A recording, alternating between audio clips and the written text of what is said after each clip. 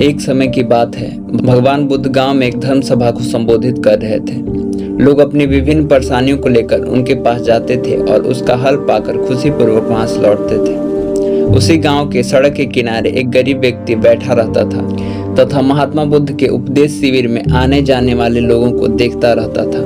उसे बड़ा आश्चर्य होता कि लोग अंदर बड़े दुखी चेहरे लेकर जाते हैं, लेकिन जब वापस आते हैं तो बड़े खुश और प्रसन्न दिखाई देते। उस गरीब को लगा कि क्यों ना वो भी अपनी समस्या को भगवान के समक्ष रखे।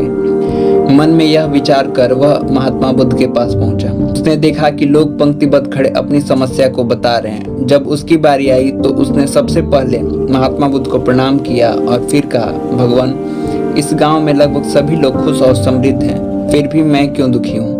उन्होंने मुस्कुराते हुए कहा, तुम गरीब और निर्धन इसलिए हो क्योंकि तुमने आज तक किसी को कुछ दिया ही नहीं। इस पर गरीब व्यक्ति बड़ा आश्चर्यचकित हुआ और बोला, भगवान, मेरे पास भला दूसरों को देने के लिए क्या होगा? मेरा तो स्वयं का गुजारा बड़ा मुश्किल से हो पाता है। लोगों से भीख मांगकर अपना पेट भरता हूँ। भगवान बुद्ध कुछ देर शांत रहे, फिर बोले, तुम बड़े अज्ञानी हो।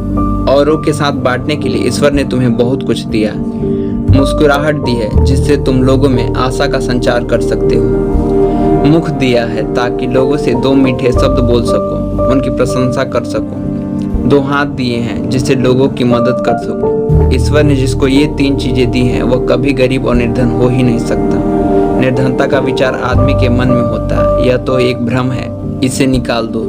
कभी भी मन में निर्धनता का भाव उत्पन्न न होने दो, गरीबी अपने आप दूर हो जाएगी। भगवान बुद्ध का संदेश सुनकर उस आदमी का चेहरा चमक उठा और उसने इस उपदेश को अपने जीवन में उतारा, जिससे फिर कभी वह दुखी नहीं हुआ।